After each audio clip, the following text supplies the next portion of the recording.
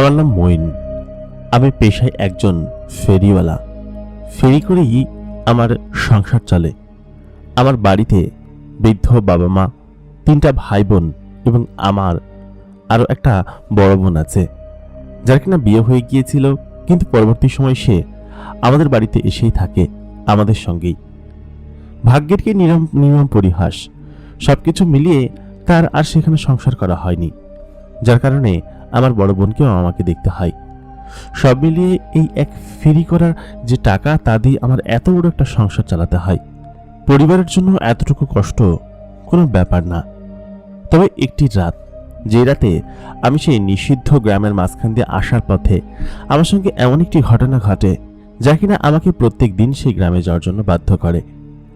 আসসালামু আলাইকুম প্রিয় দর্শক, সকলে কেমন আছেন? স্বাগত জানাচ্ছি দ্য মেগা বক্সের নতুন আরও একটি এপিসোডে। প্রতিদিনকার মতো কণ্ঠে আমি আরজে ইমরান আপনাদের সঙ্গেই আছি। আজকে আমি শুনব মঈনের জীবনের ঘটনা এবং মঈনের সঙ্গে কি ঘটেছিল। মঈন একজন সাধারণ ফেরিওয়ালা। তার পরিবারের সমস্ত কিছু তার একা একাই দেখতে হয়, কিন্তু সেই গ্রামে ঢোকার পরে অনেকেই তাকে নিষেধ করেছিল এদিক দিয়ে না যাওয়ার জন্য, কারণ জায়গাটা খুব একটা ভালো না। কিন্তু মঈন দ্রুত বাড়িতে পৌঁছাতে যাওয়ার কারণে সেই রাস্তা দিয়ে ঢুকে পড়েছিল সেই ঝড় বৃষ্টির রাতে, যেই রাতটা তাকে এক অন্য গন্তব্যে নিয়ে গিয়েছিল এবং তার সঙ্গে পরিচয় করিয়ে দিয়েছিল এক ভিন্ন জগতের সত্তার সঙ্গে। আজকে আমরা মঈনের জীবনের ঘটনা শুনব, সেহেতু এই ভিডিওটা শেষ পর্যন্ত আপনাদের সকলকে থাকার জন্য আমি অনুরোধ করছি। প্রতিদিনকার মতো কণ্ঠে আমি আরজে ইমরান আপনাদের সঙ্গেই আছি। আশা করি আমাদের ঘটনা এবং গল্পগুলো আপনাদের কাছে ভালো লাগে। আমাদের কাছে বেশ কিছু পেন্ডিং ঘটনা আছে, যারা কিনা এখন অপেক্ষা করছেন আপনাদের ঘটনাগুলো কবে প্রকাশ হবে। আমি অসুস্থ ছিলাম, যার কারণে হয়তো আপনাদের ঘটনাগুলো দেখা হয়নি বা পড়া হয়নি। আমি খুব শীঘ্রই সেগুলো দেখব এবং আপনাদের এত দিন ধরে অপেক্ষা করার জন্য ধন্যবাদ। যারা এখন পর্যন্ত আমাদের ফেসবুক পেজটি লাইক দেননি, অবশ্যই কিন্তু আমাদের ফেসবুক পেজটি লাইক দিয়ে আসবেন, কারণ সেখানে জিনাইতুনের সিজন 6 সবার প্রথমে প্রকাশ করা হবে। ফেসবুকে গিয়ে সার্চ করবেন আরজে ইমরান লিখে, অথবা আমাদের ফেসবুকের ডেসক্রিপশন লিংক এই ভিডিও ডেসক্রিপশনে দেওয়া থাকবে, সেহেতু আপনারা সেখান থেকে চাইলে গিয়ে সরাসরি আমাদের ফেসবুক পেজটি লাইক করতে পারেন। তাহলে চলুন আর বেশি কথা বাড়াবো না, আমরা আজকের এপিসোডে সরাসরি চলে যাব। যারা এখন পর্যন্ত আমাদের চ্যানেলটিকে সাবস্ক্রাইব করে রাখুন এবং সেই সঙ্গে ভিডিওতে লাইক কমেন্ট করতে ভুলবেন না। সময়কাল 2018। সেই সময়টাতে আমাদের সংসারে মোটামুটি বেশ ভালোই অভাব অনটন চলে। আমার আব্বা আমাকে বলেছিলেন, আর কতকাল এইভাবে মানুষের দ্বারে দ্বারে কাজ করবি, এক কাজ কর, কিছু জিনিস নিয়ে নিজেই শহরে ফেরি করে বিক্রি কর, বরঞ্চ এটাই ভালো হবে। আমার বাবার একটা পুরাতন সাইকেল ছিলেন। সাইকেলটা বেশ বড় সড়ো ছিল এবং বড় পুরাতন ফনিক্স সাইকেল। সেই সাইকেলে আমি আব্বার কথা অনুযায়ী জিনিসগুলো সাজালাম এবং বেশ কিছু হরেক মালামাল কিনে সাইকেলটাকে এমনভাবে পরিপূর্ণ করলাম যে একদম পুরো কানায় কানায় ভরে গেল মালামাল দিয়ে। প্রথম কয়েক মাস অতটা প্রফিট না হলেও, কারণ আমি ব্যবসা বুঝতাম না। এর আগে অনেক ছোটখাটো কাজ করেছি, যেমন কৃষি জমিতে কাজ করেছি, মানুষের গামলা খেটেছি, ব্যাগার খেটেছি, একটা ফ্যাক্টরিতেও কাজ করেছিলাম বেশ কয়েক মাস। তবে সেখানে যা টাকা দেয় তা দিয়ে নিজের সংসার আর চলে না। এত বড় সংসারের দায়িত্ব নিজের কাঁধের উপর পড়ে গেল যখন 2018 সালে আব্বা নিজে বিছানায় পড়ে গেল এবং তার অসুস্থতা আমাকে যেন পরিবারের প্রতি দায়িত্বটা বাড়িয়ে দিল। আমি যখন শুরু করি তখন আমার বয়স ছিল 20 বছর। ওই সময়টাতে আমি এত কিছু বুঝতাম না যে কি কি করতে হবে। এর আগে টুকটাক এটা ওটা করে আব্বার সঙ্গে সংসার কন্ট্রিবিউশন করতাম, পড়াশোনা খুব বেশি দূর করতে পারিনি। তবে সেই সময় থেকেই এটা আমার একটা অভ্যাসে পরিণত হয়ে গেল এবং আমি ব্যবসা বুঝতে শেখার পর থেকেই কেমন যেন আমার মোটামুটি সবকিছু আবার আগের থেকে গোছানো হতে শুরু করলো। তবে অতটা না। মাঝখানে আমার বড় বোন ডিভোর্স নিয়ে আমাদের বাড়িতে চলে আসলো, কারণ দুলাভাই তাকে ডিভোর্স দিয়ে দিয়েছিল। আব্বা বলেছিল কেস কাচালি করতে, বড় অবশ্য করেছে, তবে তাতে কোনো লাভ হয়নি। কেস কাচালি সব ওই আমার পুরাতন দুলাভাইয়ের নামেই যাচ্ছিল আর কি, সেহেতু ওইটা চালানোর মতো অর্থ আমার কাছে ছিল না। সব মিলিয়ে আমি পড়েছিলাম এক বিপাকে। সকাল থেকে রাত পর্যন্ত খেটে যেতাম। আশেপাশের গ্রামে বিক্রি করলে হয়তো 2-4 পয়সা হতো, তাতে করে আমার সংসার ঠিকঠাক মতো চলছিল না। আমি কাজ শুরু করার 2-3 বছর পরে হঠাৎ করে একদিন চিন্তা করলাম যে এক কাজ করলে কেমন হয়। যে আমি একবারে বের হয়ে 2-3 দিন এদিক ওদিকে ঘুরে তারপর বাড়িতে আসবো। তাতে করে তো হয় আশপাশের অনেক গ্রাম মিস হয়ে যায় না, বরঞ্চ সেসব গ্রামে বিক্রি করতে পারবো। আমি যেসব জায়গায় বিক্রি করি দিনে যাই আবার দিনেই চলে আসি, এতে করে মানুষজন আমাকে চেনে জানে, প্রতিদিন আমার কাছ থেকে কেনে, তাই হয়তো তার আর ইন্টারেস্ট নেই। আমি ওই কথা চিন্তা করে সেদিনকে একদম ভোর ভোর ফজর আজানের পরপর সাইকেল নিয়ে বেরিয়ে পড়লাম আমাদের উপজেলা পার হয়ে অন্য উপজেলায়। অন্য উপজেলা অবশ্য যাওয়া হয়, পাশাপাশি আরেকটু দূরে চলে গেলাম যেখানটা আমি আসলে চিনি না, এবং যেতে যেতে এত দূর পর্যন্ত পৌঁছে গেলাম যে ভাবলাম যে একটা না 2-3 দিন আমি আর বাড়িতে ফিরবো না। সঙ্গে রান্না করার সরঞ্জামও নিয়ে গেলাম, সেই সরঞ্জাম দিয়ে রান্নাবাড়ি করব, করে খাবো, সেরকম চিন্তা ভাবনাই ছিল। কারণ হোটেলে খাইতে গেলে সেটার খরচ হয়তো আমি বহন করতে পারবো না, তার চেয়ে 2-4টা ডাল ভাত ফুটিয়ে খেয়ে ফেললেই হয়ে যাবে।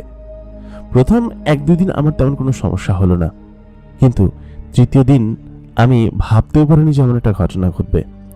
সেদিন আমি বাড়িতে ফেরার জন্য আমাদের পাশের জেলা থেকে রওনা দিই সোজা আমাদের বাড়ির এলাকার দিকে। মোটামুটি 40 কিলোমিটার একটা রাস্তা বাড়ি পর্যন্ত। এই রাস্তাটা পুরোটাই আমাকে আজকে যেতে হবে। একদম শুনশান স্থান এবং খুবই বিরান জায়গা। আমি যখনই ওই গ্রাম পার হয়ে নদীর কাছাকাছি আসলাম, নদীটা পার হতে হবে, কোনো ব্রিজ নেই আশেপাশে, পার হতে হবে তা আবার কিসে খেয়াতে। বাজে তখন রাত 8টা।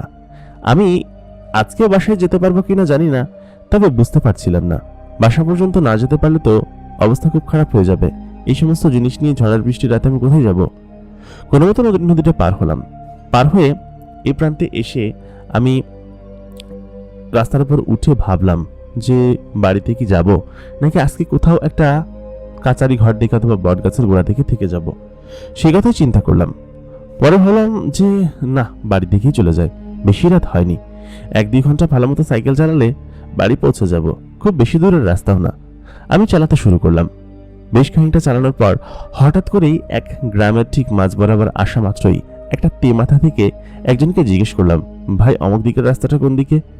তিনি তখন দেখিয়ে দিলেন যে এই দিক দিয়ে যেতে হয়, তবে এই ঝড় বৃষ্টিটাতে আপনি তো যেতে পারবেন না। আপনি এক কাজ করুন, আমাদের কাছারি ঘরে থেকে যান আজকে, শুধু শুধু যাওয়ার দরকার কি? মেম্বারের কাছারি ঘর আছে ওইখানে, কাছারি ঘর আজকে থেকে যান, কালকে সকালে যান। আমি বললাম না ভাই, আজকেই যেতে হবে আমাকে, এখান থেকে তো খুব বেশি দূরে না, অর্ধেকটা পথ তো চলে এসেছি। লোকটি তখন বললেন, চলে এসেছেন ঠিক আছে, এখনো 35 কিলোমিটার, অর্ধেক পথ কোথায়? আপনি কোত্থেকে আসছেন? আমি বললাম আমি অমুক গ্রামে গিয়েছিলাম, অমুক উপজেলায়। তিনি তখন বললেন, বহুত দূর থেকে ঘুরে আসছেন, তবে সত্যি কথা বলতে এই রাস্তায় আপনাকে যাওয়া উচিত হবে না, রাস্তাটা খুব একটা ভালো না, রাতের বেলা তো আরো বেশি ভালো না, জঙ্গলের রাস্তা, আপনাকে একা যেতে দেয় কি করে বলুন তো? লোকটার কথা শুনে কিছুটা ভয় লাগলেও আমি বললাম না না, চলে যেতে পারবো, এখনো তো ঝড় বৃষ্টি শুরু হয়নি, হয়তো এই এলাকায় হচ্ছে, অন্য এলাকায় নাও তো হতে পারে। গত 3 দিন আমি বাড়িতে যাইনি, এই কথা চিন্তা করে মন খুব খারাপ করছিল। এখান থেকে খুব বেশি দূরে না, রাত্রে চালাতে চালাতে চলে যাব। পরবর্তীতে ভাবলাম যাবো কি যাব না। আমি লোকগুলোর কথা অগ্রাহ্য করলাম, অগ্রাহ্য করে সোজা রাস্তাতে যেতে শুরু করলাম। খানিকটা সামনে যেতেই পাকা রাস্তা ফুরিয়ে গেল, শুরু হলো কাঁচা রাস্তা, জঙ্গলের রাস্তা। চারিদিকে তখন ঝড় বৃষ্টি উঠে আসতে লাগলো। এত পরিমাণ ঝড় বৃষ্টি আমি এর আগে কখনো দেখিনি। আমি যে কি করবো কিছু বুঝে উঠতে পারছিলাম না। বৃষ্টি তখনও শুরু হয়নি, আশেপাশে কোনো বাড়িঘর দর নেই, একদম চারিদিক শুনশান নীরব। এত পরিমাণ নীরবতা এর আগে আমি কখনোই খেয়াল করিনি, কখনোই দেখিনি। আমি তখন খুব দ্রুত গতিতে সাইকেলটা ওই কাঁচা রাস্তার মাঝখান দিয়ে চালিয়ে যাওয়ার চেষ্টা করছিলাম, তবে সেটা হচ্ছিল না, যেহেতু মাঠের মাঝখানের রাস্তা এবং জঙ্গলের রাস্তা। ওই রাস্তাটা বেশ এবড়ো থেবড়ো এবং ওর উপর দিয়ে সাইকেল চালানো সম্ভব না অন্ধকারের মধ্যে। আমার হারিকেনটা তখন টিমটিম করে জ্বলছে, টর্চ লাইটের আলো শেষ হয়ে গিয়েছে, এই জন্য লণ্ঠনটা টিপটিপ করে জ্বালিয়ে রেখেছি। আমি যাচ্ছিলাম, ঠিক সেই মুহূর্তে আমি খেয়াল করলাম মাঠের মাঝখানের ওই রাস্তার প্রান্তর থেকে কে যেন লাফ দিয়ে এই প্রান্ত থেকে ওই প্রান্ত চলে গেল। মনে হচ্ছিল কোনো মানুষ, কারণ এই জায়গাটায় মানুষ থাকার কোনো কথা না। উনি আমাকে বলেছিলেন যে এখানে কোনো ঘর বাড়ি নেই। তাহলে এই মানুষটা, আমি লোকটাকে দেখলাম, এই ভাই। লোকটা পেছন দিক দিয়ে আমার দিকে তাকালেন। লোকটার চোখ আগুন বর্ণ এবং প্রায় 6 ফুটের মতো লম্বা। লোকটাকে দেখে আমার গায়ে লোম দিয়ে উঠল, লোম একদম দাঁড়িয়ে উঠল। আমি তখন লোকটাকে আর ডাক দিলাম না, আমি চুপিসারের মাথা নিচু করে ফেললাম। পরবর্তীতে যখন আমার সেদিকে তাকালাম, দেখলাম সেই লোকটা সেখানে নেই। আমি বুঝতে পারলাম না কি হচ্ছে।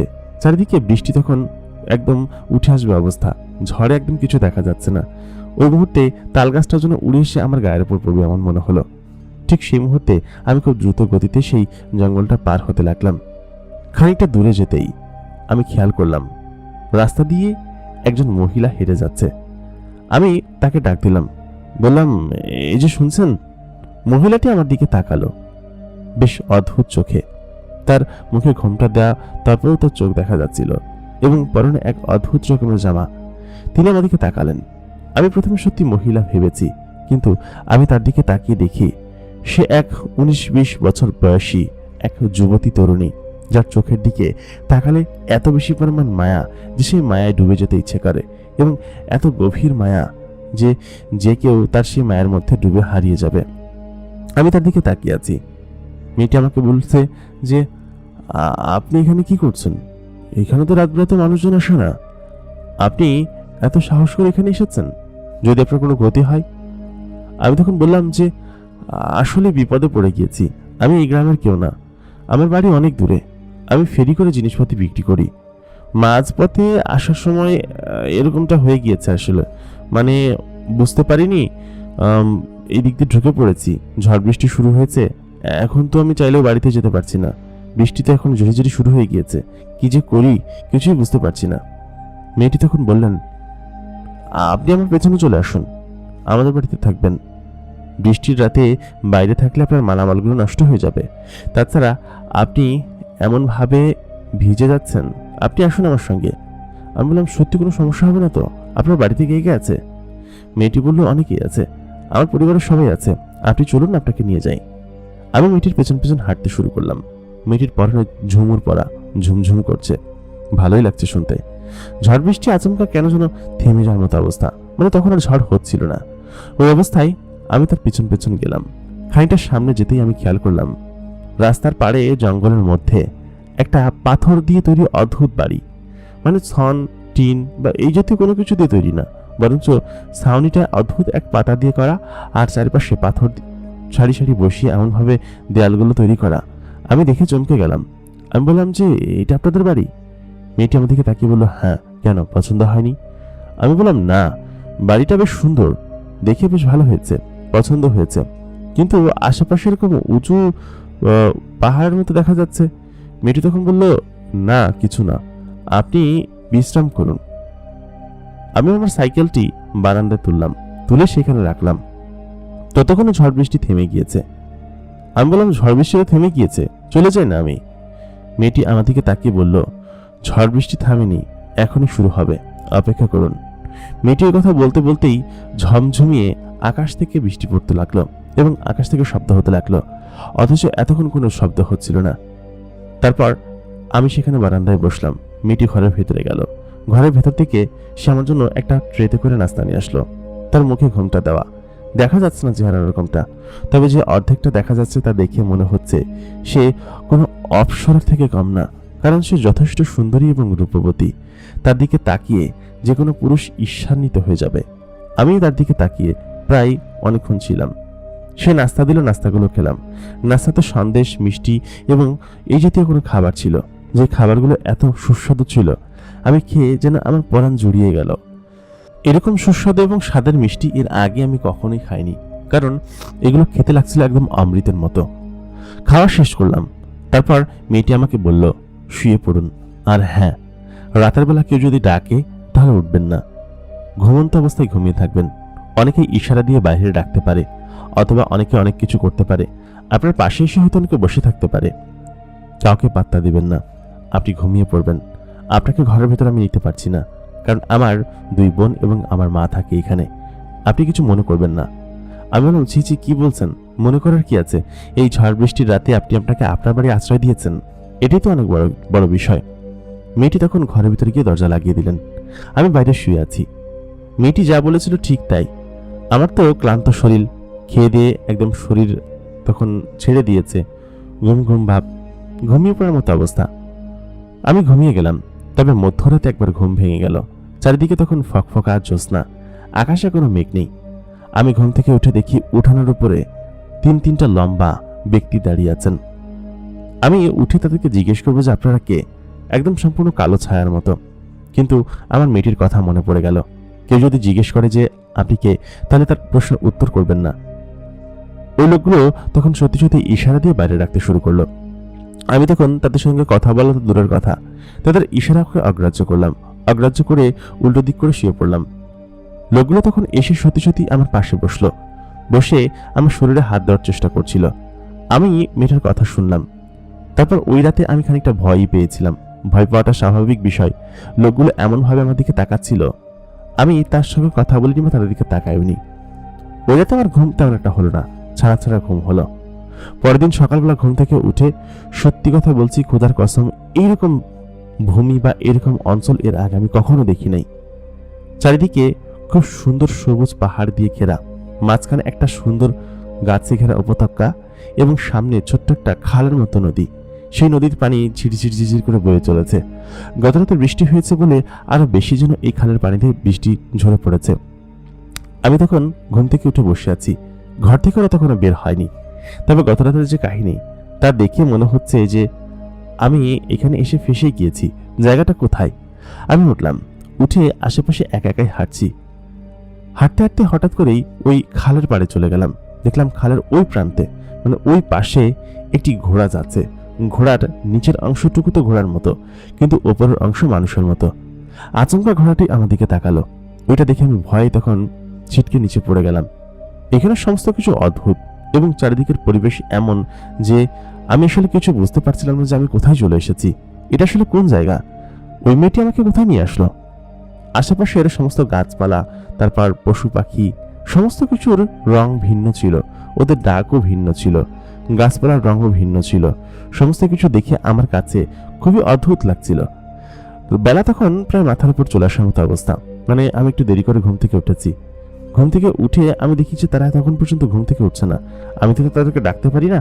ভাবলাম সাইকেলটা নিয়ে চলে যাই, কারণ ওনাদেরকে শুধু শুধু বিরক্ত করে কি লাভ। আমি ঘরে গেলাম।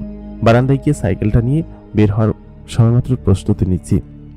ঠিক সেই মুহূর্তে মেয়েটি ঘর থেকে বেরিয়ে আসলো। মেয়েটির পরনে সাদা এবং গোলাপি রঙের একটা চুড়িদার।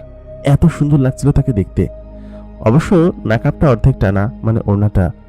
আমি তখন বললাম যে আমি চলে যাচ্ছি, আপনাদেরকে শুধু শুধু বিরক্ত করছি। আসলে মেয়েটি তখন আমাকে বলল, বিরক্ত করছেন কোথায়? বরঞ্চ আপনাকে সাহায্য করতে পেরে আমাদের বেশ ভালোই লাগছে। আপনি যদি আমাদের এখানে আজকে থেকে যান তাহলে আমরা খুব খুশি হব, আমরা খুব আনন্দিত হব। আমি বললাম কিন্তু। ঠিক সেই মুহূর্তে মেয়েটির মা ঘর থেকে বেরিয়ে আসলেন, আর তার দুই ছোট বোন তারাও ঘরের মধ্যে থেকে বেরিয়ে আসলো।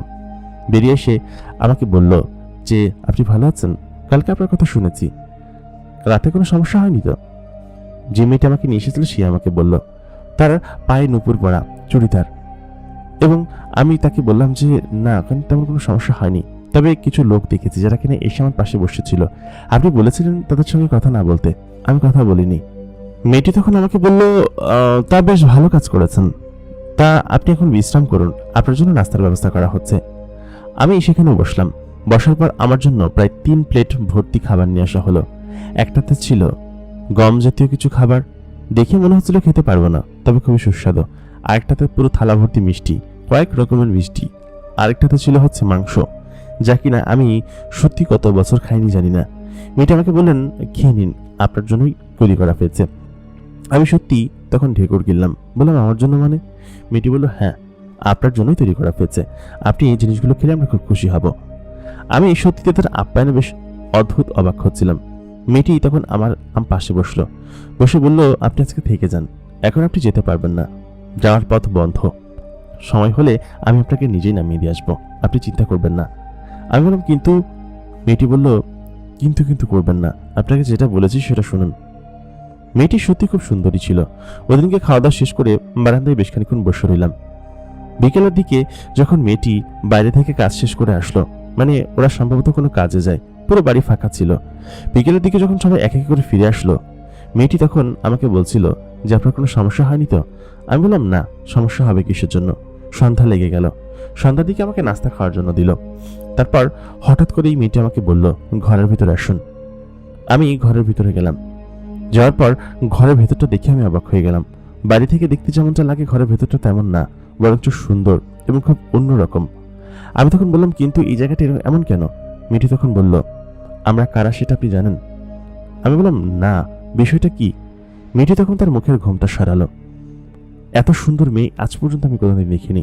তার চেহারার দিকে তাকালে মানুষজন একদম চোখ ঝলসে যাওয়ার মতো অবস্থা। মেয়েটি এই পরিমাণ সুন্দরী। তার চোখে তখন জলজল করে আলো জ্বলছিল, নীল রঙের আভা। তার দুই বোন তখন তার পাশে বসেছিল। আমি বললাম যে, আপনারা কারা? আর ওই লোকগুলো কারা যারা কিনা রাতে আমার কাছে আসে? এবং এই জায়গাটা কোথায়? এরকম কোনো জায়গাতে এর আগে আমি কখনো দেখিনি। মেয়েটি তখন একটু মুচকি হেসে বলল, আমরা জিন জাতি, এবং আপনি এখন জিনেদের কাবিলায় বসে আছেন। একথা শোনার পর তখন আমি ভয় পেয়ে গেলাম। ভয়ে ওইখান থেকে উঠে দৌড় দিতে যাব, ঠিক সেই মুহূর্তে মেয়েটি ঠিক দরজার কাছে এসে আমাকে বললেন, আপনি তো এখন যেতে পারবেন না। আমরা যখন চাইবো তখন আপনি যেতে পারবেন, তবে ভয় পাবেন না। কোনো ক্ষতি আপনার করব না আমরা, বরঞ্চ আপনার উপকারই আমরা করব। উপকার করব বিদায় আপনাকে সেদিনকে ওই শয়তান জিনেদের হাত থেকে বাঁচিয়ে এখানে নিয়ে এসেছিলাম। তারা হলো ওরা আপনার ক্ষতি করত। আপনি বসুন এখানে। আপনার নাম কি? আমি বললাম, আমার নাম ইমন। তারপর ওরা বলল, আপনার পরিবারে কে কে আছে? আমি বললাম, আমার পরিবারে আমার বাবা মা আছে, বৃদ্ধা। ওনারা আসলে হাঁটাচলা করতে পারেন না। বাবা আর মা এই টুকটাক আছেন। বড় এক বোন আছে, ডিভোর্স হয়ে গিয়েছে, আমাদের সঙ্গেই থাকে ছেলে সহ। আর 3টা ভাই বোন আছে, সব আমাকেই পালতে হয়। সত্যি কথা বলতে আমি এই কাজটা করি, এই সংসার চালাই। সব মিলিয়ে আমি বেশ কষ্টের মধ্যেই আছি। আপনারা দয়া করে আমাকে ছেড়ে দিন, এখান থেকে যেতে দিন। মেয়েগুলো আমার কথা শুনে আমার দিকে তাকিয়েছিল। বলল, আপনার অনেক দুঃখ কষ্ট, তাই না? আমি দেখেই বুঝতে পেরেছিলাম। তবে সত্যি কথা বলতে, আপনাকে এখানে যে উদ্দেশ্যে নিয়ে এসেছি সেই উদ্দেশ্যটা আমাদের পূরণ হওয়াটা অনেক বেশি জরুরি। আমি তখন তাদের দিকে তাকিয়ে আছি। মেয়েটি অনেক সুন্দরী, পাশাপাশি তার যে 2 বোন আছে তারাও অনেক সুন্দরী, এবং তাদের মা যে আছে সেও অসম্ভব রকমের সুন্দরী আর কি। তাদেরকে দেখলে মনে হয় তারা সবাই বোন।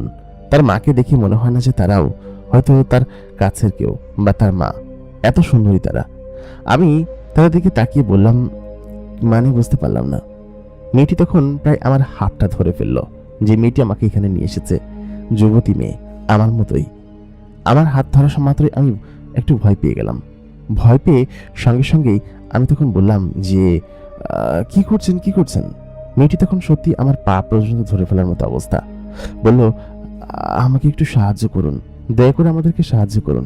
আমরা খুব বিপদে আছি এখানে এবং খুব কষ্টের মধ্যে আছি। আমি বললাম, কিভাবে সাহায্য করতে পারি আপনাদেরকে? আমি একজন সাধারণ মানুষ হয়ে আপনাদের মতো জিনপরিদেরকে কিভাবে সাহায্য করব বলুন তো? মেয়েটি তখন বলল, আপনিই পারবেন আমাদের সাহায্য করতে, এবং আমি জানি এটা আপনি ছাড়া আর কেউ পারবে না। আমি বললাম, কিন্তু কিভাবে? আর আপনি কিভাবে বুঝলেন যে আমি পারবো? মেয়েটি তখন বলল, আপনি আল্লাহর নেক বান্দা। আপনাকে দেখেই বোঝা যাচ্ছে আপনি বেশ ভালো পরিবারের একজন সন্তান, এবং আপনি 5 ওয়াক্ত নামাজ পড়েন। আপনি একমাত্র পারবেন আমার বাবাকে উদ্ধার করতে ওই শয়তান জিনেদের হাত থেকে, শয়তান লোকগুলোর হাত থেকে। আমি তখন বললাম, মানে বুঝতে পারলাম না। মেয়েটি তখন কান্না করতে করতে বলল, কান্না করার সময় তার পুরো চোখে পানি টপটপ করে পড়ছিল, এবং তার চোখ মুখ লাল হয়ে গিয়েছিল। এত পরিমাণ সুন্দর সে। আমি তখন তাকে বললাম যে, কি হয়েছে বলুন তো? মেয়েটি তখন বলল, আমার আব্বাজান এবং আমরা সকলে মিলে এখানে থাকতাম। আমার আব্বাজানই আমাদের পরিবারের একমাত্র কর্তা। আমাদের কোনো ভাই নেই। আমরা 3 বোন আর মা আর আমার বাবা এখানেই থাকতাম। দাদাজান বেঁচে থাকাকালীন সময় সমস্যা হয়নি, তবে আমার আব্বাজান একদিন কাজে গিয়ে তখন আর ফেরত আসেনি কারণ তিনি এক শয়তান তান্ত্রিক সাধুর হাতে পড়েছেন। যে শয়তান তান্ত্রিক সাধু তাকে বন্দি করে রেখেছে তার নিজের কাছে, এবং সেখানে বন্দি করা মাত্রই আমার আব্বাজান সেখান থেকে আর ফিরে আসতে পারছে না। আমাদের পরিবারের উপার্জনক্ষম একজনই আছেন, সেটা হচ্ছে আমার আব্বাজান, এবং উনি চলে যাওয়ার পর থেকে আমাদের 3 বোনের উপর অনেক ধরনের বিপত্তি নেমে আসে। যেমন আশেপাশে এবং এলাকার জিনেরা আমাদের উপর অনেক ধরনের খারাপ নজরে দিয়ে রাখে। আমি আপনাকে বলেছিলাম না, আপনি দয়া করে রাত্রেবেলা ঘুমালে কোনো কিছু আপনি শুনলে বা দেখলে আপনি উত্তর দিবেন না। ওই জিনগুলো আপনাকে বিরক্ত করার জন্য এসেছিল, আর ওরা প্রতি রাতে আমাদেরকে বিরক্ত করার জন্য আসে। কিন্তু আমরা ঘরের দরজা খুলি না, কারণ ঘরের দরজা খুললে ওরা আমাদেরকে হয়তো সর্বনাশ করে ফেলবে বা আমাদের ক্ষতি করার চেষ্টা করবে। অনেক খারাপ জিন আছে যারা কিনা রাস্তাঘাটে আমাদেরকে অনেক ধরনের বাজে কথা বলে, কিন্তু সেটা আমার আব্বাজান আসলে হয়তো ঠিক হয়ে যাবে। আমি চাই আপনি এই উপকারটুকু আমাদেরকে করেন। আপনি এক ভালো মানুষ, আপনার প্রতি আমার অনুরোধ।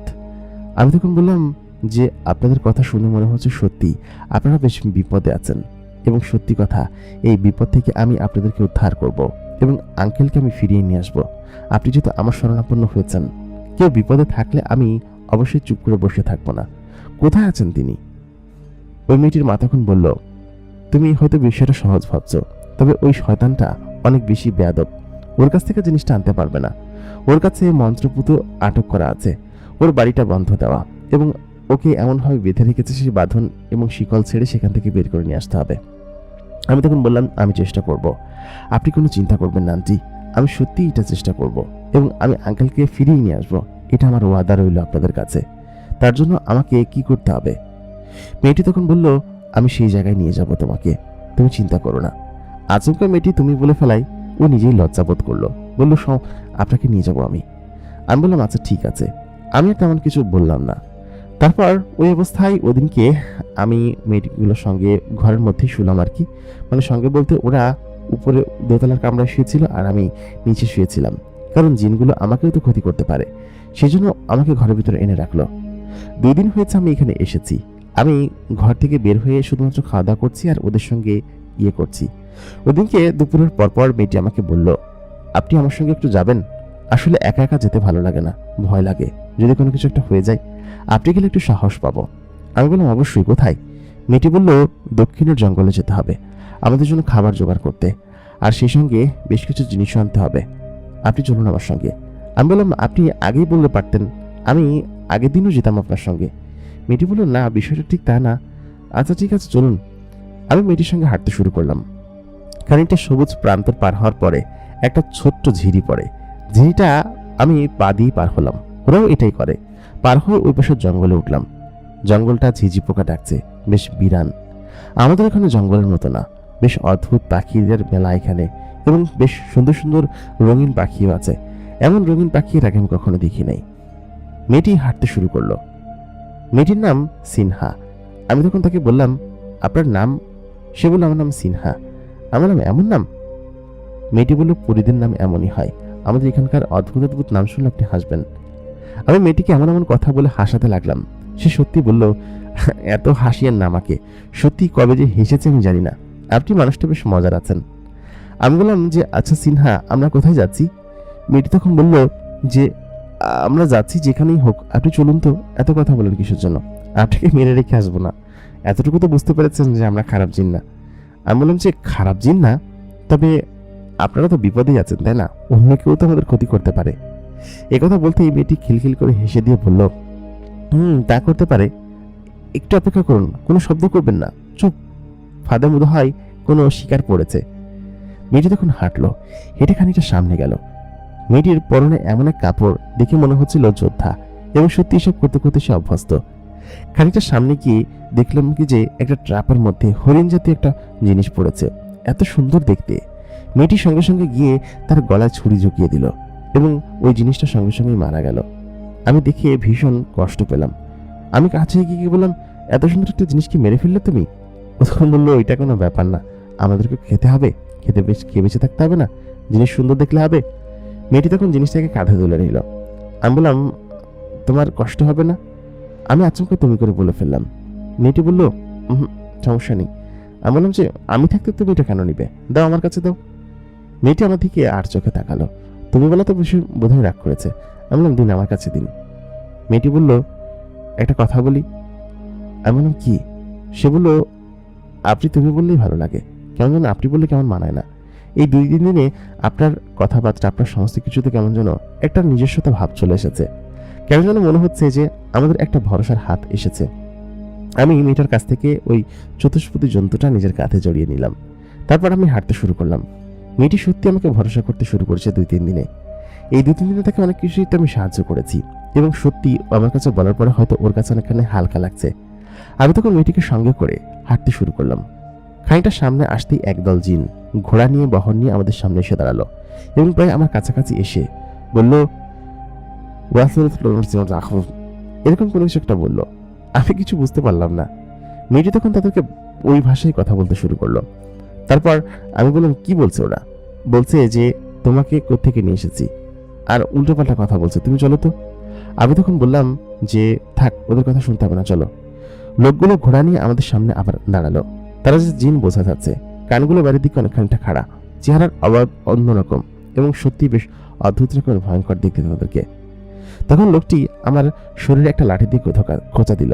আমি তখন একটা ধাক্কা দিয়ে বললাম যে এখান থেকে চলে যা, ওদেরকে কেন বিরক্ত করছিস? ওদের মধ্যে থেকে একজন বাংলায় বলল যে তোর তো বেশ সাহস দেখছি, একজন সাধারণ মানুষের এত তেজ। আমি বললাম তেজের কি দেখেছিস? আল্লাহ তাআলা মানুষের শক্তি অনেক বেশি দিয়েছে, তোদের থেকে আমাদের শক্তিগুণ অনেক বেশি এবং আমাদের বুদ্ধিমত্তা অনেক বেশি। আমরা চাইলে দয়া দূরত করে তোদেরকে এখনই ভস্ম করে দিতে পারি। একথা বলতেই জিনটা খেপে গেল। খেপে যাওয়া মাত্রই তখন একটা জিন তাকে থামিয়ে দিয়ে বলল দেখে নিব। তাই বলে ওরা তখন চলে গেল এবং ওকে বেশ বাজে কিছু কথা বলেছে, যে কথাগুলো হয়তো আমি বুঝিনি, তবে ওর খারাপ লেগেছে বুঝতে পারছি আমি। বাড়ির কাছাকাছি ঝিরির কাছে এসে ও মন খারাপ করে বসে পড়ল। আমি বললাম কি হয়েছে? ও নদীর পানিতে নিজের চেহারা দেখতে লাগলো। আমি বললাম সত্যি তুমি মন খারাপ করো না, তুমি কিন্তু দেখতে অনেক সুন্দরী। এরকম তো একটা সুন্দরী মেয়েকে এরকম মন খারাপ করে দেখতে ভালো লাগে? আমি তার দিকে তাকিয়ে বসে আছি। সে তখন মুচকি হেসে বলল তুমি আমাকে হাসিও না তো, সুন্দরী কোন জায়গা দেখতে? কত সুন্দর সুন্দর জিন আছে আমাদের এলাকায়, তুমি শুধু বেশি বলো। ও তুমি করে বলে ফেললো। আমি বললাম যে আচ্ছা ঠিক আছে ঠিক আছে, আর কিছু বলছি না, চলো এখন। এই অল্প যাত্রায় যে আমি ওকে তুমি করে বলে ফেলবো ভাবতেও পারিনি। যেই পার হয়ে আমরা বাড়ির কাছাকাছি চলে আসলাম। বাড়িতে এসে ওই পশুটাকে আমরা দুজনে মিলে কাটলাম। বোনেরাও সাহায্য করলো। সকলে আমাকে বললো ভাইয়া আপনি খুব ভালো একটা মানুষ, সত্যি এরকম ভালো মানুষ আমি দেখিনি।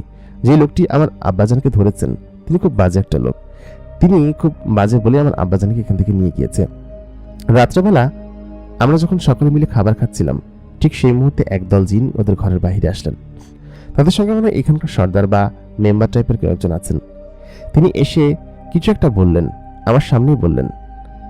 আমি তখন ওর কাছে জিজ্ঞেস করলাম, বললাম সিনহা কি হয়েছে? সিনহা তখন বলল যে তোমাকে এখানে নিয়ে এসেছি এই জন্য ওরা আমাকে তলব করেছে। কেন নিয়ে এসেছি সেটা জানার জন্য, কারণ এখানে মানুষ আনা তো এলাও না। আমি নিয়ে এসেছি তোমাকে। আমি বললাম কিন্তু কেন? সিনহা তখন বলল আমাদের জিনের গোত্রের কিছু নিয়ম আছে, তবে আজকে আমি এটাও বলবো যে আমাকে ওরা উত্ত্যক্ত করে, আমাদেরকে ঠিকঠাক মতো থাকতে দেয় না, এই কথাগুলো আমি বলবো। আমি বললাম আচ্ছা সিনহা তোমাদের কি আত্মীয় স্বজন এখানে নেই? চাচা মামা খালা খালু? ওরা তখন বললো আছে, কিন্তু দেখে না ওরা, ওরা খোঁজখবর করে না। এই যে আমার চাচার বাড়ি হয়েছে পিছনে দেখা যাচ্ছে, ওরা এসে আমাদেরকে দেখেও না। আমি তখন বললাম যে এটা তো খুব খারাপ কথা। আচ্ছা যাই হোক, কিন্তু আমাকে নিয়ে যে একটা বিপদে পড়লে সেটা কি হবে? সিনহা তখন বলল যে আমি বরঞ্চ ভালো হয়েছে, সেখান থেকে আমি গিয়ে আসি। তারপর ওই মুহূর্তে খাওয়া দাওয়া শেষ করে সিনহা আমাকে সঙ্গে করে নিয়ে সেই মোড়ল বাড়ি পর্যন্ত গেল। বলল তোমার ভেতরে যেতে হবে না, তুমি এখানে দাঁড়াও, আমি ভেতর থেকে আসছি। সঙ্গে সিনহার মাও ছিল। বেশ খানিক্ষণ কথা কাটাকাটি এবং অনেক কথা বলার পরে সিনহা রাগবাগ করে বেরিয়ে আসলো। সিনহা অনেক কথা বলেছে, তবে তার প্রতি আরো দুর্নামি রটিয়েছে আমার কারণে, আমি সেটা বুঝতে পারছি। আমি বললাম সিনহা কি হয়েছে? ও কান্না করতে করতে দৌড় দিচ্ছিল। আমি সত্যি ওকে থামানোর চেষ্টা করছিলাম না। বেশ খানিকটা দূরে এসে সিনহা একটা পাহাড়ের দোরগোড়ায় দাঁড়িয়ে পড়ল। পাশেই ঝর্ণা পড়ছে। সিনহার মা তখন চলে গিয়েছে। আমি বললাম কি হয়েছে তোমার? ও তখন বলল যে ওরা খুবই বাজে কথা বলেছে তোমাকে আমাকে নিয়ে। আমার সত্যি এমনটা করা উচিত হয়নি, বরঞ্চ আরো বিপদে পড়ে গেলাম আমি। আমি বললাম কেন বিপদে পড়বে কিসের জন্য? আমি এটা দেখছি, তুমি একদমই এটা নিয়ে চিন্তা করো না।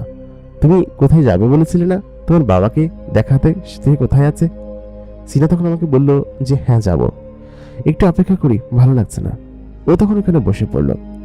সিনার গায়ে একটা আলাদা ঘ্রাণ আছে, ওকে সত্যি আমার বেশ অদ্ভুত রকমের লাগে। খুবই সাহসী একটা মেয়ে এবং সত্যি খুবই সাহসিকতার সঙ্গে সবার সঙ্গে লড়াই করে, সবকিছুর সঙ্গে মোকাবেলা করে। ওদিনকে ও খুবই মন খারাপ করেছিল। আমি ওকে আর কোনো নাড়াতে গেলাম না। তারপর আমাকে বলল চলো তোমাকে নিয়ে যাই। আমি কান্না করতে করতেই বললো বিষয়টা। আমি বললাম সিনহা দেখো, আমি চাই তোমার বাবাকে ফিরিয়ে নিয়ে আসতে, তবে তার জন্য তোমার দুর্নাম রটাবে এটা আমি চাই না। ও তখন বললো তুমি চিন্তা করো না তো, চলো আমার সঙ্গে। তারপর আমি ওর সঙ্গে সেই রাতে সেইখানে গেলাম, মানুষের দুনিয়ায়। ও যে মানুষের দুনিয়ায় আসতে পারে এবং মানুষের মতো জামা কাপড় পরতে পারে তা ওকে দেখে আমি সেই সময় বুঝতে পারলাম। আমি দেখলাম একটা ঘর, একটা জঙ্গলের মধ্যে একটা ঘর। সেই ঘরের ভেতরে একজন লোক থাকেন। লোকটা বেশ অদ্ভুত রকমের, কাউকে এ বাড়ির ভেতরে ভিড়তে দেন না, এটা আমি পরের দিন গিয়ে বুঝতে পারেছি। মেয়েটি তখন আমাকে বলল এই ঘরের ভিতরে আমার বাবাকে বন্দি করে রাখা আছে, কোনো একটা বোতলে অথবা কোনো একটা শিকলে, সেটা তোমাকে ছাড়াতে হবে। আমার ধারণা তুমি সেটা পারবে। আমি বললাম যে হ্যাঁ আমি পারবো, এবং আমার মাথায় বুদ্ধিও চলে এসেছে কিভাবে সেটাকে ঠিক করতে পারবো। আমি বললাম যে এক কাজ করো, চলো আজকে ফিরে যাই, এবং কালকে আমার ওই ফেরির গাড়িটা লাগবে, এবং সন্ধ্যার দিকে আমি এদিক দিয়ে যাব, এবং কিভাবে কি করব সেটা নিয়ে তুমি চিন্তা করো না, চলো ফিরে যাই। সিনহা যাওয়ার পথে ও আমাকে ওর শরীরের সঙ্গে জড়িয়ে ধরে উড়ন্ত অবস্থায় নিয়ে গেল। সত্যি কথা বলতে সিনহার শরীরে একটা আলাদা ঘ্রাণ আছে এবং এত সুন্দর চমৎকার দেখতে। যাত্রাপথে আমি ঘুমিয়ে পড়লাম। সিনহা আমাকে ওর বুকের সঙ্গে চেপে ধরে যে কিভাবে নিয়ে এসেছে আমি জানি না। তবে এসে আমি যখন বিছানা থেকে উঠলাম তখন দেখলাম মধ্যরাত। ওরা ওই পাশের ঘরে হাসাহাসি করছে, সম্ভবত গল্প করছে, এবং আমি যে বলেছি যে আমি এটা বের করে নিয়ে আসতে পারবো, তুমি কোনো চিন্তা করো না। তখন ও খুব খুশি মনে আমাকে ঘর থেকে এপাশে এসে বললো, কি উঠে গিয়েছো? তোমার জন্য আমরা বসেছিলাম খাবার খাওয়ার জন্য, কতক্ষণ যে ঘুমাচ্ছ, কি কষ্ট করে যে তোমাকে নিয়ে এসেছি আমি। আমি বললাম যে খুবই দুঃখিত। ও তখন বললো, আরে বোকা না, কষ্ট হয়নি, বরঞ্চ ভালোই লেগেছে, তুমি ঘুমন্ত অবস্থায় উড়তে উড়তে আমার সঙ্গে এসেছো। ও হেসে দিল। ওর হাসিটা এত পরিমাণ মায়াবী, আমি ওর দিকে তাকিয়ে যেন ঈর্ষান্বিত হচ্ছিলাম। কারণ হাসি এত সুন্দর হতে পারে, কিন্তু কেন, কিভাবে? আমি ওই মুহূর্তে তখন সিনহার দিকে তাকিয়ে আছি। সিনহা বলল, এই যে কি তাকিয়ে আছো কিসের জন্য? আমি বললাম, না না কিছু না। তারপর ও আমাকে সঙ্গে করে ওদের খাবার টেবিলে নিয়ে গেল। যে জিনিসটা আমরা শিকার করে নিয়ে এসেছিলাম সেই জিনিসটা খুব সুস্বাদু করে রান্না করা হয়েছে। আমি এই জিনিসটা ওর সঙ্গে খেতে লাগলাম। খুব মজাদার ছিল, এবং এত মজাদার জিনিস এর আগে আমি কখনোই খাইনি, সত্যি কথা। এখানে আসার পর থেকে সমস্ত কিছু বেশ ভালোই যাচ্ছিল। ওদিনকে রাত্রেবেলা খাওয়া দাওয়া করলাম। সিনহা আমার টেবিলের ওপর এসে এখানে আমার সঙ্গে গল্প করছিল, বাড়িতে কে কে আছে, কি করি, ওরা কেমন বা কি করে। ও আমার কথা শুনেছে, জেনেছে যে আমি খুবই গরিব, আমার পরিবারে এরকম অবস্থা, এই সামান্য কয়টা টাকা রোজগার করিয়া হয়তো আমার জীবনযাপন চলে। সবকিছু শুনেছে। বললো, আল্লাহ তাআলা চাইলে সমস্ত কিছু ঠিক হয়ে যাবে, তুমি এসব নিয়ে কখনো চিন্তা করবে না, ঠিক আছে? আমি সিনহাকে তখন বললাম, না না সিনহা, আমি চিন্তা করি না এইসব নিয়ে, তুমি ভেবো না, আল্লাহ তাআলা যা খাওয়ান তাই খেয়ে বেঁচে পড়ে থাকবো। সিনহা তখন আমার দিকে তাকানোর পর আমি বললাম যে আচ্ছা সিনহা, তোমার কি এইসব বিষয়ে আর মন খারাপ হচ্ছে? ও তখন বলল, না। গল্প করতে করতে যে আমি কখন ঘুমিয়ে পড়েছি জানি না, এবং আমি অর্ধেক রাত্রে ঘুম থেকে উঠে দেখি সিনহা তখন আমার ঘরের যে টেবিল আছে সেই টেবিলের উপরে শুয়ে আছে, মানে শুয়ে পড়েছে।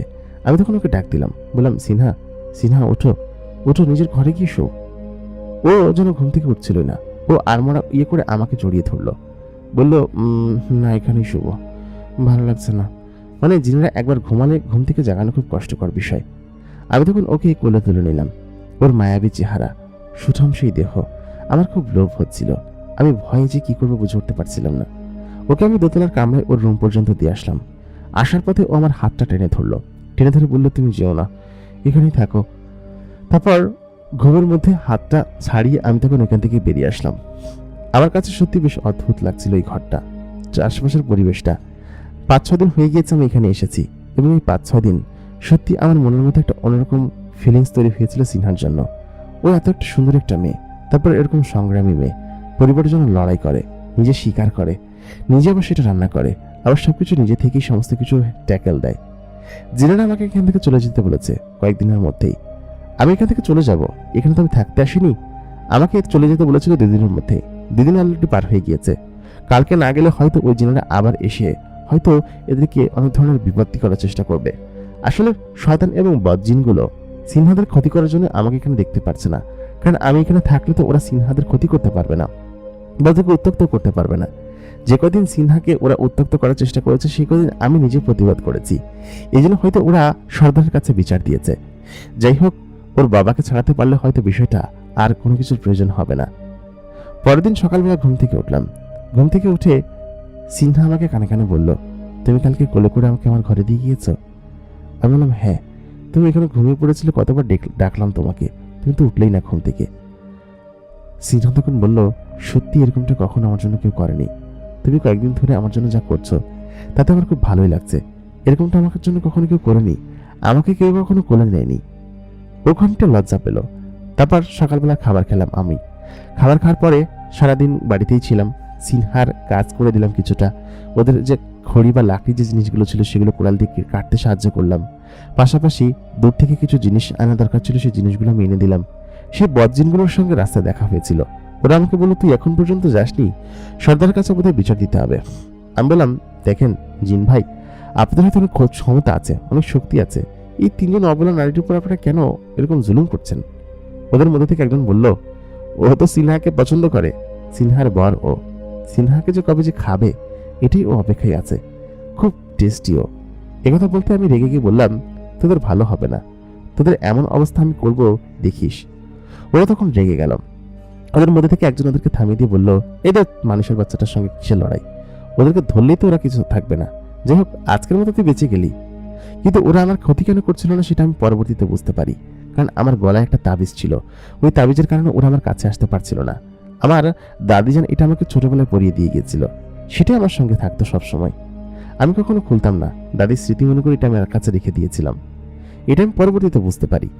তারপর আমি বাড়িতে আসি, সন্ধ্যার খানিকক্ষণ আগ মুহূর্তে আমি বলি, সিনহা এখন আমাকে যেতে হবে ওইখানে, আমার সাইকেলটার সঙ্গে করে আমাকে ওইখানে নামিয়ে দিয়ে আসো। সিনহা তখন আমাকে সেখানে নামিয়ে দিয়ে আসে। আমি ওর সঙ্গে হাঁটতে থাকি, হাঁটতে হাঁটতে হঠাৎ করে দেখি সেখানে আমি পৌঁছে গিয়েছি। তারপর ওই অবস্থায় আমি তখন ওই অন্ধকার মধ্যে আমি হেঁটে যাচ্ছিলাম আমার যে সাইকেল আছে সেই সাইকেলটা নিয়ে। আমি সিনহাকে বললাম, তুমি চলে যাও, তোমার বাবা তোমার কাছে ফিরে যাবে এবং খুব শীঘ্রই ফিরে যাবে, তুমি এটা নিয়ে ভেবো না, ঠিক আছে, আগামীকালকের মধ্যে দেখো ফিরে যাবে। সিনহা তখন বলল যে, কিন্তু কিভাবে, তুমি এটা কিভাবে করবে? আমি তখন বললাম, কিভাবে করবো সেটা তো তোমার জানার বিষয় না, যেভাবে করি করবো, তুমি এক কাজ করো, তুমি এখান থেকে চলে যাও। সিনহা তখন আমার দিকে তাকিয়ে আর চোখ করে চলে গেল এখান থেকে।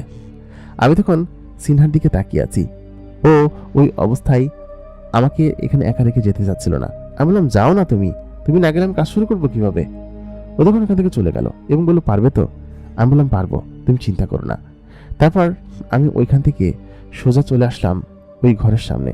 আমি সাইকেলের বেলটা বাজানোর পর ঘর থেকে একজন মুরব্বী এবং খুবই কর্কশ গলার লোক বেরিয়ে আসলেন। বলুন, কে রে, কে উঠানোর উপর? আমি বললাম, আমি একজন ফেরিওয়ালা, আসলে অনেক দূর থেকে ফেরি করে আসছি তো, দেরি হয়ে গিয়েছে বাড়িতে ফিরতে, এত রাতে জঙ্গলের রাস্তা ধরে কোথায় যাব, আপনি যদি একটু থাকতে দিতেন। লোকটি তখন বলল, না না, এইখানে থাকতে দেওয়া যাবে না, তুমি চলে যাও, সামনে আধা কিলোমিটার 1 কিলোমিটার পরে বাড়ি ঘর দূর আছে, সেখানে যাও, সেখানে গিয়ে থাকো। আমি বললাম, কিন্তু কাকা সন্ধ্যা হয়ে গিয়েছে, তারপর আবার ঝড় বৃষ্টি উঠে আসবে, এই অবস্থায় আমি এখান থেকে যাবো কিভাবে? আপনি একা মানুষ সম্ভবত থাকেন এখানে, আমাকে বারান্দায় একটু থাকতে দিলেই হবে। লোকটি তখন বলল, আচ্ছা ভারী জ্বালায় পড়লাম তো, এখান থেকে যেতে বলেছি না, যাও, চলে যাও। আমি তখন কাকাকে অনুরোধ করতে লাগলাম। তিনি ঘর থেকে বেরিয়ে আসলেন, এসে আমাকে দেখে বললেন যে, কি যে করি, আচ্ছা ঠিক আছে, তবে খেতে টেতে দিতে পারবো না কিন্তু বাপু, এই বারান্দায় চৌকি আছে, চৌকির উপর থাকো, আজকে সকাল হলে কিন্তু চলে যাবা, ফজরের রক্ত হতে হতেই। আমি বললাম, সেটা নিয়ে আপনি চিন্তা করবেন না, আমি চলে যাবো, আপনি ভাববেন না। লোকটি তখন আমার দিকে অদ্ভুতভাবে তাকালো। আমি ভাবলাম যে প্রথম ধাপের কাজ শেষ হয়ে গিয়েছে, দ্বিতীয় ধাপের কাজটা দেখতে হবে, বুঝতে হবে যে এইখানে দ্বিতীয় ধাপে কি করতে হবে এবং লোকটি কোথায় জিনটাকে লুকিয়ে রেখেছে সেটাও দেখতে হবে। সিনহা অবশ্য আমাকে কিছু নিদর্শন দিয়ে রেখেছিল যে ওই লোকটির ঘরের পেছন সাইডে একটা ছোট্ট কামরা আছে, ওই কামরার ভিতরে সমস্ত কালো জাদুর জিনিসপাতি উনি রাখেন এবং ওখানে সমস্ত কিছু থাকে। আমি তখন বারান্দায় বসলাম, লোকটি ঘরের দরজা আটকে ঘরের ভিতর চলে গেল। আমি ভাবছিলাম ঘরের ভিতর কিভাবে ঢুকবো বা কিভাবে কি করব। আমি ওই রাতে ওইখানে শুয়ে আছি এবং ঘরের ভিতর ঢোকার চেষ্টা করছি। অনেকক্ষণ বাদে ভাবলাম যে ঘরের ভিতর কিভাবে ঢোকা যায়। লোকটি আচমকা ঘর থেকে বের হলেন, সম্ভবত বাথরুমে যাওয়ার জন্য। বাথরুমটা উঠানের পাশে ছিল। লোকটি ঘর থেকে বেরিয়ে সোজা বাথরুমের দিকে হাঁটতে শুরু করলো।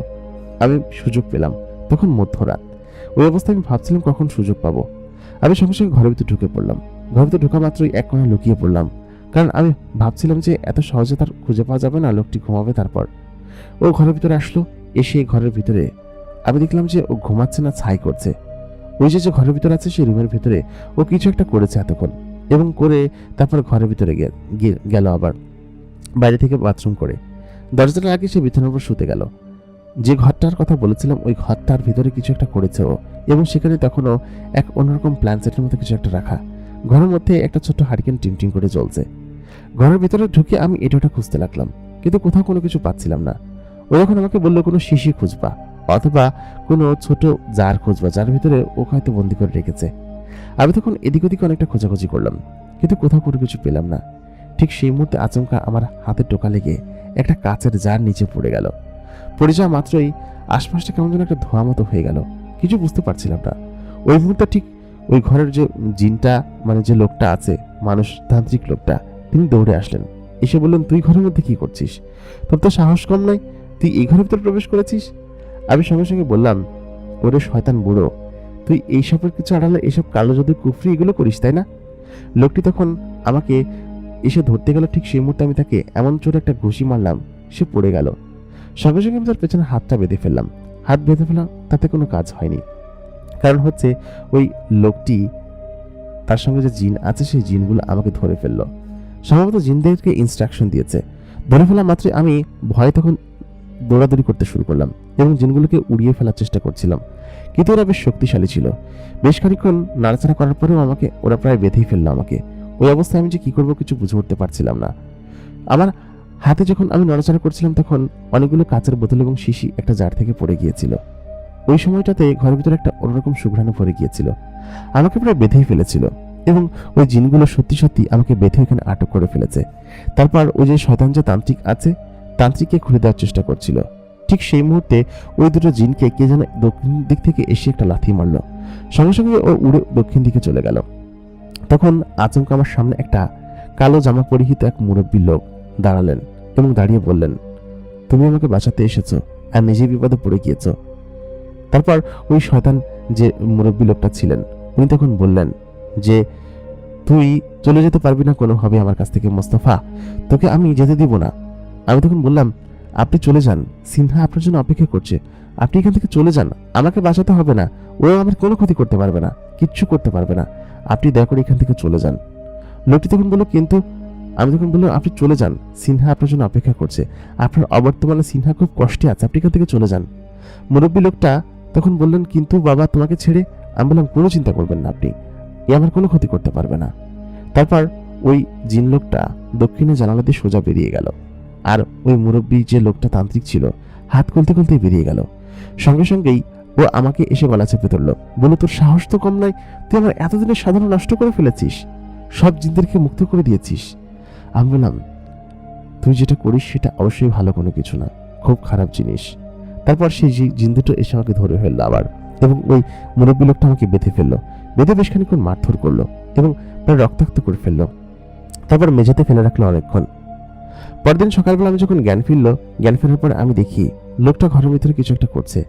আমি তখন অচেতন অবস্থায় ছিলাম, আমি নড়াচড়া করতে পারছিলাম না, আমার শরীরে তখন সম্ভবত কোনো কিছু একটা বেঁধে রেখেছে। অনেকক্ষণ চেষ্টা করার পরে বুদ্ধি দিয়ে সেই দড়ির ফাঁসটা খুলে ফেললাম। খুলে ফেলে তান্ত্রিক লোকটা ঘর থেকে বের হওয়া মাত্রই আমি এখান থেকে বেরিয়ে পড়লাম। বেরিয়ে সোজা গ্রামের দিকে দৌড়াতে শুরু করলাম। লোকটা সম্ভবত দেখে ফেলেছে, তবে খানিকটা সামনে আসতেই দুজন লোকের সামনে পড়লাম রাস্তার উপর। লোক দুটো আমাকে সেখান থেকে তুলে বলল, কি হয়েছে? আমি ওদিকটা দেখিয়ে দিলাম। তারপর ওই অবস্থায় ওনারা আমাকে নিয়ে গেল হাসপাতালে। হাসপাতালে নিয়ে যাওয়ার পরে পুলিশ আসলো, কারণ ওই যে আমাকে মারধর করেছে, অ্যাটেম্প টু মার্ডার কেস। আমাকে তখন জিজ্ঞেস করলো কি কি হয়েছে। আমি তখন সমস্ত কিছু বললাম, যে ওই লোকটা এরকম ভাবে ওখানে কালো জাদু এবং কুফরি করে। সত্যি সত্যি পুলিশ 2 দিন পরে হানা দিয়ে সেখানে ওই লোকটাকে এরকম ভাবে পেল এবং লোকটাকে পুলিশে ধরে নিয়ে আসলো। কারণ এই গ্রামের অনেকেই ওই সম্পর্কে কমপ্লেন দিয়েছে, কিন্তু শক্তপোক্ত কমপ্লেন আজ পর্যন্ত কেউ দিতে পারেনি, এই জন্য পুলিশ সেখানে গিয়ে ধরতেও পারেনি। ওই অবস্থায় তখন আমাকে হাসপাতাল থেকে বাড়িতে পাঠানো হলো। আমার ফেরের সেই জিনিসটা কোথায় ছিল তাও আমি জানি না, সম্ভবত ওই বাড়ির বারান্দায় আমি রেখে এসেছিলাম সেখানেই। মাত্র 1 সপ্তাহের ভিতর আমার জীবনটা ওলটপালট হয়ে যাওয়ার মতো অবস্থা। আমি রক্তাক্ত অবস্থায় বাড়িতে ফিরলাম, মানে অসুস্থ অবস্থায়, পুরো শরীরের সমস্ত জায়গা ব্যান্ডেজ করা এবং শরীরের অবস্থা খুব খারাপ। ওই অবস্থায় বাড়িতে ফিরে আমার পরিবারের সকল লোকজন আমাকে দেখে বেশ খুশি হয়েছিল, পাশাপাশি বেশ কষ্টও পেয়েছিল। এই অবস্থায় বাড়িতে আসার পর আমার সকলে আমাকে আদর যত্ন করলো, বেশ করে আমাকে খানিকটা সুস্থ করে তুললো। এর প্রায় 3 সপ্তাহ পর, মানে অনেকদিন পরে আর কি, আমি তখন আমাদের মাচার উপর বসেছিলাম সন্ধ্যার দিকে। চারিদিকটা বেশ অন্ধকার ছিল, শরীরের ক্ষত তখনও শুকায়নি, এত পরিমাণ মেরেছে যে একদম পুরো গর্ত হয়ে গিয়েছিল আমার কপালের এবং ঘাড়ের এখানটায়। এগুলো শুকাতে সময় লাগবে। এই 1 মাস যে কিভাবে কষ্ট করে আমরা চলেছি তা আমি জানি এবং আমার পরিবার জানে। আর আমার ফেরির সাইকেলটা আমি হারিয়ে ফেলেছিলাম, সম্ভবত ওই বাড়িতে রেখে এসেছিলাম। আমার চাচা যান গিয়ে সেটা সেখানে খুঁজে পাননি, সম্ভবত চুরিও হয়ে গিয়েছিল। যাই হোক, ওই অবস্থায় প্রায় 3 সপ্তাহ পর আমি এখানে বসেছিলাম, খুব খারাপ লাগছিল শরীর, পাশাপাশি আমাদের অবস্থাও খুব খারাপ ছিল। চারিদিকটা হঠাৎ করে একটা শুকনো সুঘ্রাণে ভরে গেল। এত সুন্দর সুঘ্রাণ ছিল যে আমি বলে বোঝাতে পারবো না। আমি আশপাশটা এদিক ওদিকে তাকাতে লাগলাম, কিন্তু কোনো ঘ্রাণ পাচ্ছিলাম না। তারপর দেখলাম কেউ একজন এসে আমার পাশে বসলো, একটা অবয়ব, কিন্তু তাকে বোঝা যাচ্ছিল না। আমি তখন বললাম, কে? ওই মুহূর্তে তখন সিনহা আমাকে বলে উঠল, আমার জীবনটাকে সাজিয়ে দিয়ে, এত সুন্দর করে আমার জীবনটাকে গুছিয়ে দিয়ে তুমি চলে আসলে, একবারটা গেলে না আমাকে দেখতে? আমি বললাম, কিভাবে যাবো বলো তো? আমি কি চাইলে জিনের জগতে যেতে পারি? তুমি তো চলে আসতে পারতে। আমার জীবনটা ওলটপালট হয়ে গিয়েছে সিনহা, আমার সত্যি খুব খারাপ অবস্থা। ও তখন আমার মুখে হাত বুলিয়ে দিতে দিতে বলল, তখন ওকে আমি দেখতে পাচ্ছিলাম না, হাত বুলিয়ে দিতে বললো যে আসলে আমি বুঝতে পারিনি যে তুমি এরকম ভাবে এরকম পরিস্থিতির মধ্যে দিয়ে পড়েছো। আমার বাবা অবশ্য বলেছিল এখন কোথাও যাওয়ার দরকার নেই। বাবার কথাটা শোনা ঠিক হয়নি। বাবা এখান থেকে ফিরে আসার পরে তোমার কথা বারবার বলছিল, তোমাকে এরকম ভাবে আটকে ফেলেছে, হ্যান ত্যান, কিন্তু আমি বাবার কারণে আসতে পারিনি। তবে এখন বাবা নিজেই আমাকে এখানে নিয়ে এসেছে। ওই যে দূরে বাবা দাঁড়িয়ে আছে। তখন মোস্তফা নামে সেই জিন লোকটি আমার কাছে আসলেন, আমার হাত ধরে বললেন, সত্যি রহিম, তোমাকে আমি যে কিভাবে এই প্রতিদানটুকু দেব আমি জানি না। সত্যি কথা বলতে আমি তোমার প্রতি খুবই কৃতজ্ঞ, এবং তুমি আমার প্রাণ বাঁচিয়েছো শয়তান জিনটার হাত থেকে। বদলে তুমি এতখানি ক্ষত গ্রহণ করেছো, এটার জন্য আমি খুবই দুঃখিত। আমি চাই তুমি আমাদের সঙ্গে চলো এবং আমাদের উপহারটুকু গ্রহণ করো। আমি তোমাদেরকে কিছুটা দিতে চাই। আমি বললাম, কি? তখন মোস্তফা নামে সেই জিনটি বললেন, আমি তোমাদেরকে ধন সম্পদ দিতে চাই, যাতে করে তোমরা বড়লোক হয়ে যেতে পারো। তোমাদের পরিস্থিতি সম্পর্কে আমি দেখেছি, জেনেছি, এবং জানার পরে আমার নিজে থেকে খারাপ লাগছিল যে আমি শুধু শুধু সিনহাকে আটকে রেখেছি এখানে আসার জন্য। আসলে আসতে দেওয়া উচিত ছিল এবং তোমাদের সাহায্য করা উচিত ছিল। তুমি আমার পরিবারের জন্য যা করেছো তা আসলে আর কোনোদিন আমি ভুলতে পারবো না, আর কোনোদিন এটার প্রতিদান আমি তোমাকে দিতে পারবো না। তবে সামান্য কিছু উপহার আমি তোমার জন্য নিয়ে এসেছি, এটা তুমি রাখো। আমি বললাম, এই জিনিসগুলো কি? ও তখন বললো, কিছু গহনা এবং স্বর্ণ, যা কিনা আমাদের এখানে পাওয়া যায়, এবং এই জিনিসগুলো আমাদের প্রচুর পরিমাণে আছে। এতটুকু তোমাকে দিয়ে দিলে হয়তো আমার তেমন কোনো ক্ষতি হবে না। জিনারা এসব তেমন কিছু পড়ে না, তবে মানুষের জগতে এটার অনেক ডিমান্ড আছে। আমি তোমাকে এটা দিতে চাচ্ছি। তখন সিনহা আমাকে বলল, তুমি রাখো, এটা আমার জন্য রাখো, না করো না দয়া করে। তারপর সিনহা তার বাবাকে বললেন, বাবা তুমি চলে যাও, আমি আসছি একটু পরে। তার বাবা এখান থেকে চলে গেল। সিনহা আমার পাশে বসলো, আমার হাতটা ধরলো, বলল, তুমি রাখো, এটা তোমার কাজে লাগবে। আমি সত্যি সিনহার প্রতি কোনো কিছু না করতে পারি না। ও তখন আমার হাত ধরে আমার কাঁধে মাথা রাখলো, বললো, সব সেরে যাবে, সব ঠিক হয়ে যাবে, তুমি এটা নিয়ে মোটে চিন্তা করো না, আমি তোমার পাশে আছি এখন থেকেই। এখন থেকে আমি তোমার খুব ভালো বন্ধু, ঠিক আছে? সিনহা সেই যে আমার হাত ধরেছিল, আজ পর্যন্ত আমার হাত ছাড়েনি। এর মাঝখানে অনেক কিছু পরিবর্তন হয়েছে। আমি এবং সিনহা একে অন্যের প্রেমে পড়েছি। আমরা একে অন্যকে পাগলের মতো ভালোবাসি। সিনহা আমার কাছে আসে, আমার সঙ্গে থাকে, গল্প করে। আমার পরিবারের লোকজন বিষয়টা সম্পর্কে জানেন না হয়তো, কিন্তু আমি ওই ধন সম্পদ নিয়ে এখন অনেক বড় লোক হয়েছি এবং আমার ভাগ্য পাল্টে গিয়েছে শুধুমাত্র সিনহার জন্য। এবং সিনহাকে যদি আমি সেদিনকে ওই উপকারটুকু না করতাম, হয়তো ওরা আমাকে এই উপকারটুকু করতো না। তবে সত্যি কথা বলতে আমি একটা জিনিস শিখেছি, কাউকে উপকার করলে সেটা বিফলে যায় না, তার প্রতিদান অবশ্যই পাওয়া যায়। সেটা সকলকে উপকার করার চেষ্টা করবেন, সেটা মানুষ হোক বা জিন। সিনহারা এখন খুব ভালো আছে, ওদের পরিবারের সকলে আমাকে বেশ পছন্দ করে এবং জামাই হিসেবে মেনে নিতেও রাজি আছে। বিশেষ করে মোস্তফা আঙ্কেল, তিনি আমাকে খুব পছন্দ করে। আমরা খুব শীঘ্রই বিয়ে করব এবং খুব শীঘ্রই আমরা হয়তো একে অন্যের খুব কাছাকাছি পৌঁছাবো। সেটার জন্য আপনাদের কাছে দোয়া চাই, আশা করি আমাদের জন্য দোয়া করবেন। প্রিয় দর্শক, আমাদের আজকের ঘটনাটি এই পর্যন্তই ছিল। ঘটনাটি কেমন লাগলো অবশ্যই আমাদেরকে কমেন্ট করে জানাতে ভুলবেন না। সেই সঙ্গে আপনি যদি আমাদের এই চ্যানেল নতুন হয়ে থাকেন তাহলে অবশ্যই চ্যানেলটিকে সাবস্ক্রাইব করে রাখবেন। এতক্ষণ কন্টেন্ট আর যে ইমরান আপনাদের সঙ্গেই ছিলাম। দেখা হচ্ছে পরবর্তী এপিসোডে। ধন্যবাদ সবাইকে।